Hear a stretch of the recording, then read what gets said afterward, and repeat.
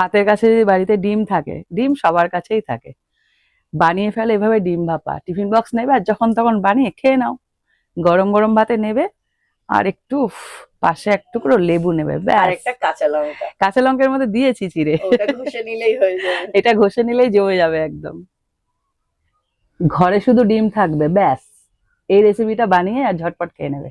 দারুণ একটা সহজ রেসিপি, যখন তখন বানানো যায়, সেটা হলো ডিম ভাপা। একদম সোজা। চলো শুরু করি। ডিম ভাপার জন্য একটা মশলা রেডি করতে হবে। তার জন্য নিয়ে নিয়েছি চাল মগজ, আর নিয়েছি পোস্ত, আর এখানে দিয়েছি দুখানা কাঁচা লঙ্কা। এবার এটাকে একসাথে বেটে নেব। আমি একটা কড়াই বসিয়ে দিয়েছি, এবার দিয়ে দিচ্ছি তেল। এবার এর মধ্যে কিছু পেঁয়াজ কুচি ভেজে নেব। এখানে একটা এরকম টিফিন বক্স নিয়ে নিয়েছি, আর ডিমগুলোকে এর মধ্যে দিয়ে দিচ্ছি। ডিমগুলোকে ভাজতে হবে না, কাঁচা ডিম, মানে কাঁচা মানে সেদ্ধ ডিম, না ভাজা ডিম। কাঁচা ডিম বলছি। এবার এর মধ্যে দিয়ে দিচ্ছি যে বাটাটা বাটলাম, পোস্ত আর চাল মগজ, ভাজা পেঁয়াজটা।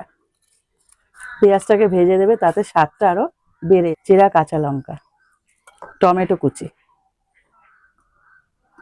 স্বাদ অনুযায়ী লবণ, কাশ্মীরি লঙ্কার গুঁড়ো, একটু ভাজা জিরের গুঁড়ো, গরম মশলা গুঁড়ো, দিয়ে দেবো সর্ষের তেল, এটা কাঁচা।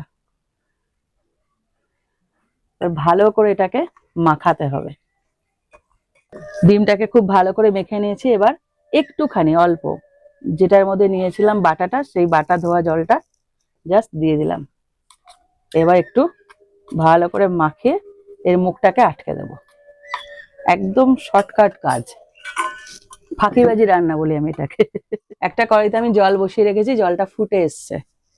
এবার এর মধ্যে এই টিফিন বক্সটাকে জাস্ট বসিয়ে দেবো, এইটুকুই কাজ। এবার ও নাচানাচি করবে। হ্যাঁ, এবার এও নাচানাচি করবে, আর ভেতরে ভাপে সেদ্ধ হবে, এই জন্য নাম ডিম ভাপা, কিন্তু অসাধারণ টেস্ট।